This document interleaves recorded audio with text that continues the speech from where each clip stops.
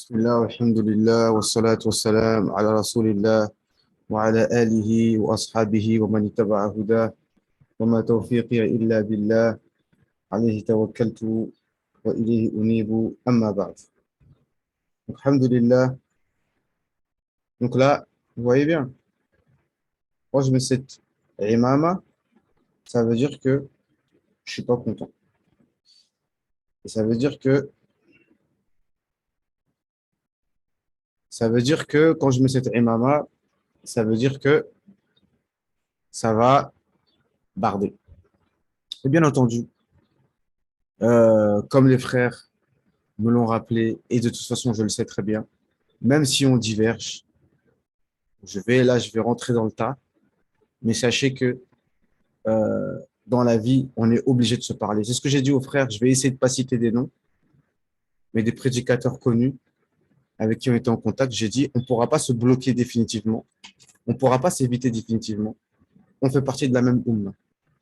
Et il faut savoir que quand, Inch'Allah, on sera au paradis, Allah Azza wa Jal va enlever toute la rancœur qu'il y avait dans nos cœurs, dans ce bas monde. Parce que ça, les rancœurs, c'est des choses de ce bas monde. ونزعنا ما في صدورهم من غل إخوانا على سور متقابلين. Oui, j'ai fait un irqa devant le roi parce que c'est la qira'a de Ibn Jafar al-Madani. Ce n'est pas une erreur.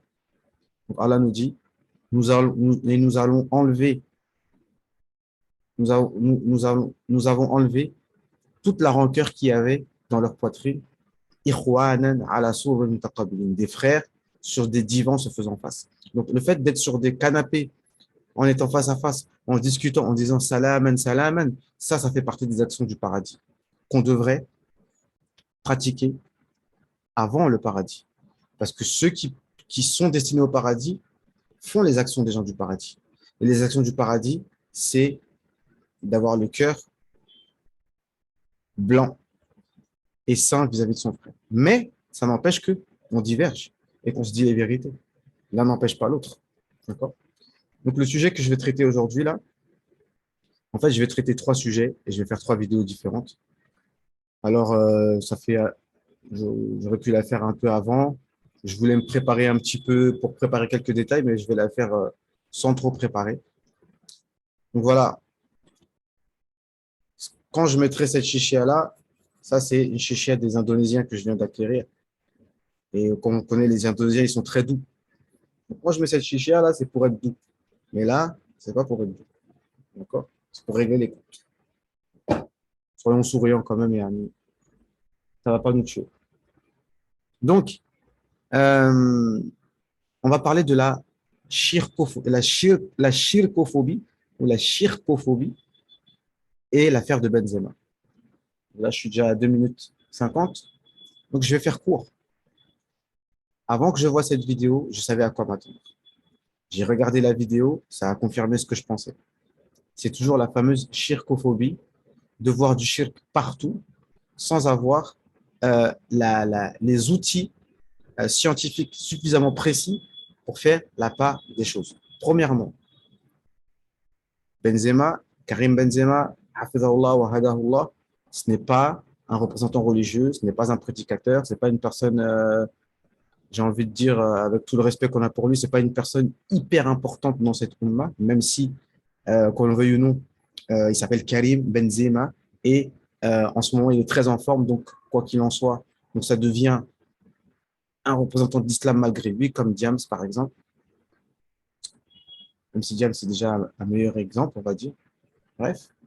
Donc déjà, pourquoi donner tant d'importance à un geste fait par une personne comme lui?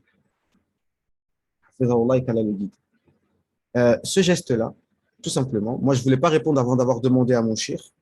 J'aurais même pas dû lui poser la question. Il connaissait même pas Karim Benzema, il n'aime pas le foot déjà. Mais bon, vu que les frères en ont parlé, moi je voulais parler, je connaissais la réponse de toute façon, mais je voulais avoir sa réaction. Il a un peu détourné le sujet, ça n'avait pas paru important, mais évidemment que c'est un acte, je dirais pas, il a dit comme ça, ces mots, c'est jahala, il a fait un acte d'ignorance, un acte malencontreux. D'ailleurs, on a vu d'autres vidéos, on aurait pu les montrer, où Benzema, il est dans l'église, les gens font le geste de la croix, lui, il reste comme ça. Parce que c'est très bien, c'est un musulman.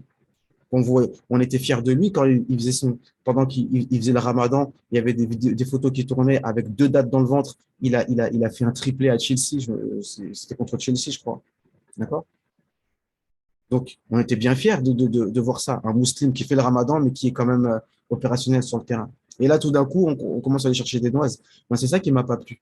C'est-à-dire que les gens, dès qu'ils voient que quelqu'un commence à réussir, ils vont lui chercher un défaut. Donc, ce geste-là, de lever la coupe devant la Vierge Marie, c'est un geste malencontreux. D'accord? Il n'aurait pas dû faire ça. Et ça se voit dans la vidéo que s'il savait qu'il allait faire ce geste-là, il aurait laissé la place à quelqu'un d'autre.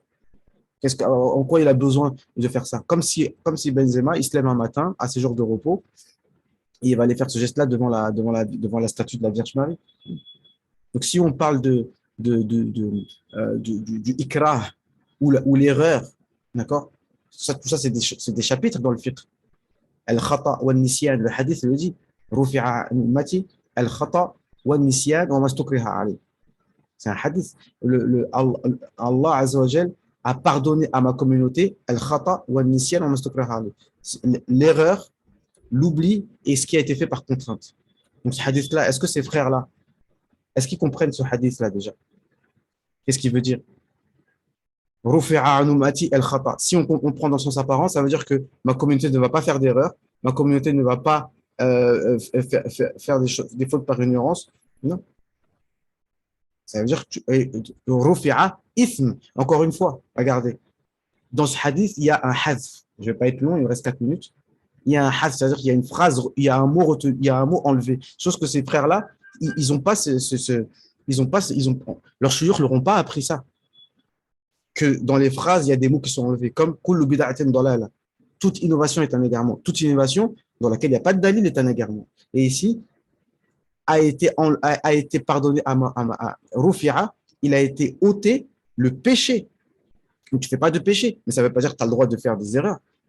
Ça ne veut pas dire que tu as le droit de faire des erreurs par oubli ou par ignorance ou parce que tu es forcé. Ça ne veut pas dire que tu as le droit. Et Bilal, anhu, il avait le droit, mais il a refusé. D'accord? Mais ça, c'est un autre degré.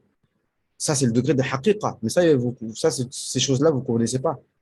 Bilal, il a pratiqué le haqiqa. Il était dans fi bihar al-ahadiyya, comme j'ai expliqué. Mais ça, regardez l'explication de Meshish et vous comprendrez ce que ça veut dire. Hein? Il disait ahad, ahad, ahad, ism al-mufrad. Comme il faut les soufis, Allah, Allah, Allah. Il y a plein de dalils, mais ça, c'est un autre sujet. D'accord? Mais Ammar ibn Yasir, il a pratiqué Sharia. Le prophète sallallahu alayhi wa sallam, il a dit, s'il recommence. D'accord? Donc là, on est dans ces notions-là. Il a pas fait ça de son propre fait. D'accord? Donc pourquoi aller chercher du shirk partout, là où il n'est pas? D'accord? Donc moi, c'est ça qui m'a énervé. Et c'est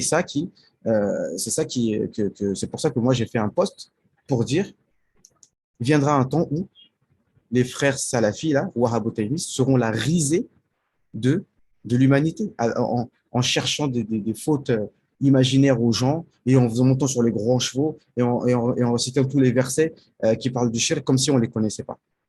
Le prophète, sallallahu alayhi wa sallam, il a dit, le shaitan a désespéré que les musulmans tombent dans le shirk.